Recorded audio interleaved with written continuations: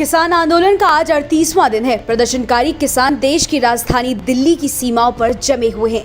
अब अहम सवाल ये है कि क्या नए साल में 4 जनवरी को सरकार के साथ होने वाली अगली दौर की बातचीत के बाद आंदोलन खत्म हो जाएगा। किसान संगठनों ने बहरहाल 4 जनवरी तक आंदोलन तेज न करने का ऐलान किया है। अगर किसानों की मांगे नहीं मानी गई तो दिल्ली के चारों ओर लगे मोर्चे से किसान 26 जनवरी को दिल्ली में प्रवेश कर ट्रैक्टर, ट्रॉली और अन्य वाहनों के साथ किसान गणतंत्र परेड करेंगे। किसान नेताओं ने यह स्पष्ट किया है कि ये परेड गणतंत्र दिवस की आधिकारिक परेड की समाप्ति के बाद होगी। साथ ही संयुक्त किसान मोर्चा की ओर से अब से 26 जनवरी के बीच अनेक स्थानीय और राष्ट्रीय कार्यक्रमों की घोषणा भी की है। 26 जनवरी तक हमारी ये बातें नहीं सुलझती हैं, मांगी नहीं जाती हैं, तो दिल्ली के तमाम जितने मोर्चे हैं उन मोर्चों से किसान दिल्ली के अंदर घुसकर अपनी किसान गणतंत्र परेड करने के लिए मजबूर हों।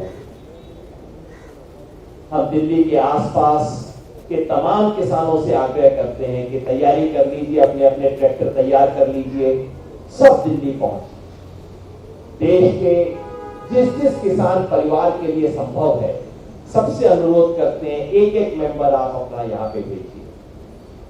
जो यहाँ नहीं आ सकते वो अपना जिला स्तर पे, स्टेट लेवल पे, जहां जहां संभव है किसानों की गणतंत्र दिवस परेड निकालें। इस अवसर पर संयुक्त किसान मोर्चा ने अब से गणतंत्र दिवस तक आंदोलन को तेज और व्यापक बनाने के अनेक कार्यक्रमों की घोषणा की। इस आंदोलन को पूरे देश में गति देने के लिए 6 जनवरी से 20 जनवरी तक सरकारी झूठ और दुष्प्रचार का भांडाफोड़ करने के लिए देश जागृति पखवाड़ा मनाया जाएगा। किसानों में और बाकी जनता में जागृति लाने के लिए अनेक स्थानों पर रैलियां और सम्मेलन आयोजित होंगे। मगर 26 जनवरी तक हम खाली नहीं बैठे रहेंगे। 6 तारीख से 20 जनवरी तक पूरे देश में देश जागृति पखवाड़ा मनाया जाएगा, जिसमें पूरे देश में रैली आयोजित की जाएंगी, कॉन्फ्रेंस आयोजित की जाएंगी, ताकि सरकार का जो झूठ है उसका भंडाफोड़ हो सके। 13 तारीख लोहड़ी संक्रांति का दिवस है। उस दिन इस कानून को जला के किसान संकल्प दिवस मनाया जाएगा। 18 तारीख को इस देश में खेती में 70% काम करने वाली महिलाओं को याद करते हुए महिला किसान दिवस मनाया जाएगा। 23 जनवरी को सुभाष चंद्र बोस को याद करते हुए आजाद हिंद किसान दिवस मनाएंगे। जो भी राजभवन है, जितनी भी राजधानियों, उन राजभवन के बाहर जाके किसान बैठेंगे, अपना संदेश पहुंचाएंगे। बहरहाल तीनों केंद्रीय कृषि कानूनों को रद्द कराने की मांग को लेकर बॉर्डरों पर बैठे किसानों का धरना प्रदर्शन शनिवार को 38वें दिन में प्रवेश कर गया है। पिछली बैठक में सरकार ने किसानों की 4 मांगों में से 2 मांगे मान भी ली हैं। अगली बैठक 4 जनवरी को होगी।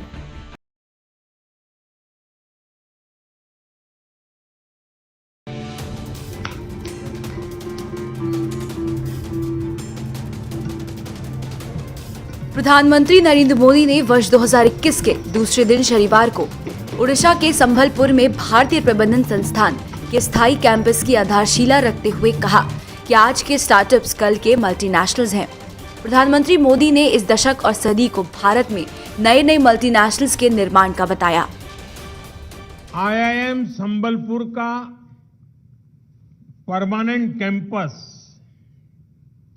ओडिशा की महान संस्कृति और संसाधनों की पहचान के साथ ओडिशा को मैनेजमेंट की दुनिया में नई पहचान दिलाने वाला है। नए वर्ष के शुरुआत में इस शुभारंभ ने हम सबके आनंद को 2 गुना कर दिया। प्रधानमंत्री मोदी ने वर्चुअल माध्यम से भारतीय प्रबंधन संस्थान के स्थायी परिसर का शिलान्यास करते हुए कहा, आज IIM कैंपस के शिलान्यास के साथ ही ओडिशा के युवा सामर्थ्य को मजबूती देने वाली एक नई शिला भी रखी गई है। IIM का ये स्थायी कैंपस ओडिशा के महान संस्कृति और संसाधनों की पहचान के साथ ओडिशा को मैनेजमेंट जगत में नई पहचान देने वाला है। बीते दशकों में एक ट्रेंड देश ने देखा, बाहर बने मल्टीनेशनल्स बड़ी संख्या में आए और इसी धरती पर आगे भी बढ़े। ये दशक और ये सदी भारत में नए नए मल्टीनेशनल के निर्माण का है। भारत का सामर्थ्य दुनिया में छा जाए, इसके लिए ये उत्तम कालखंड आया है। आज के स्टार्टअप्स ही कल के मल्टीनेशनल्स हैं और ये स्टार्टअप्स ज्यादातर किन शहरों में बन रहे हैं, जिन्हें हम आमतौर की भाषा में टियर 2, टियर 3 सिटीज कहते हैं। आज स्टार्टअप्स का उभार उन जगह पे देखा को मिलता है। इस शिलान्यास कार्यक्रम में उड़ीसा के मुख्यमंत्री नवीन पटनायक, केंद्रीय शिक्षा मंत्री रमेश पोखरियाल निशंक, केंद्रीय मंत्री धर्मेंद्र प्रधान सहित राज्य के सभी मंत्री और सांसदों ने प्रमुख तौर पर हिस्सा लिया।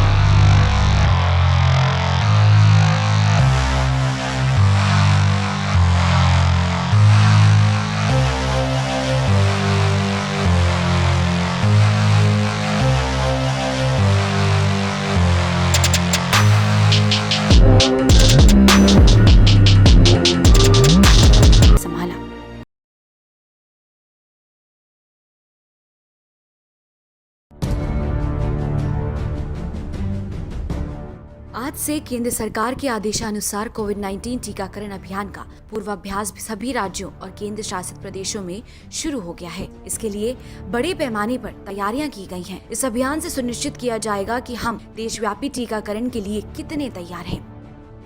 ऐसा ही पूर्वाभ्यास कुछ दिन पहले 4 राज्यों असम, आंध्र प्रदेश, पंजाब और गुजरात में आयोजित किया गया था। उस दौरान सरकार ने अपनी व्यवस्थाओं को दुरुस्त माना था। तब सरकार ने और राज्यों में भी मॉक ड्रिल की बात कही थी। जीटीबी अस्पताल का दौरा करने के बाद केंद्रीय स्वास्थ्य मंत्री डॉक्टर हर्षवर्धन ने कहा कि मैं लोगों से अपील करता हूं कि वो अफवाहों पर ध्यान ना दें। वैक्सीन की सुरक्षा और प्रभावकारिता सुनिश्चित करना हमारी प्राथमिकता है। मेरा देश के लोगों को ये अपील है कि किसी भी अफवाह में ना जाए। भारत की सरकार प्रधानमंत्री नरेंद्र मोदी जी के नेतृत्व में सारे देश के लोगों को कोविड से हर प्रकार की प्रक्रिया के माध्यम से सुरक्षित रखना चाहती है। वैक्सीन का डेवलपमेंट भी उसी प्रक्रिया में से एक प्रक्रिया है और शायद सबसे प्राइम हम लोगों का क्राइटेरिया अगर है तो वैक्सीन के ट्रायल्स में वो सेफ्टी है, एफिकेसी है, उसकी इम्यूनोजेनिसिटी है और इनमें से किसी भी चीज़ के ऊपर कोई कॉम्प्रोमाइज़ नहीं है।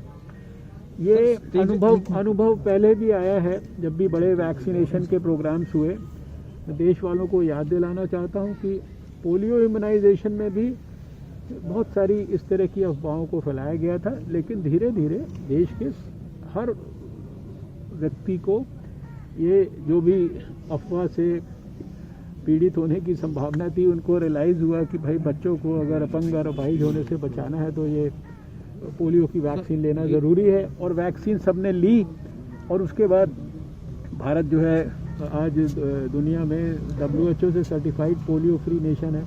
सर्टिफिकेशन मिले हुए भी 6 साल हो गए और आखिरी केस हम लोगों ने 2011 में देखा था, 13 जनवरी को देखा था हावड़ा के अंदर। इसलिए देशवासियों से अपील है कि ये वैक्सीन आपके स्वास्थ्य की रक्षा के लिए है। इसके बारे में कोई भी किसी प्रकार के भी अपने माइंड में मिसकंसेप्शंस ना। देश में कोरोना वैक्सीन का ड्राई रन शुरू हो गया है।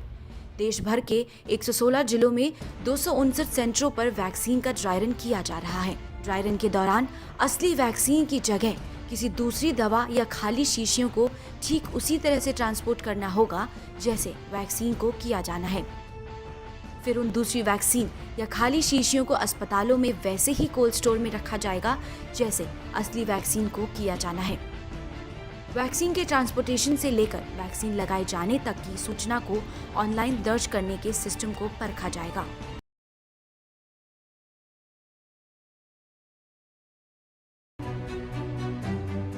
नए साल के पहले दिन भारत में कोरोना वैक्सीन को लेकर बड़ी खुशखबरी आई है। भारत में कोरोना वैक्सीन कोविशील्ड को अनुमति दे दी गई है।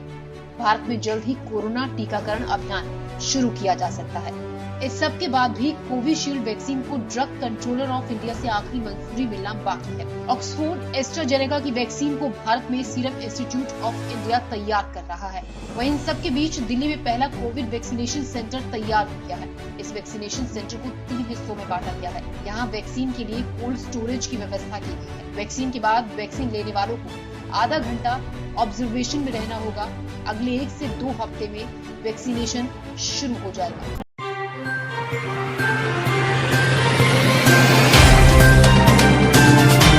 Subscribe now and press the bell icon. Never miss an update.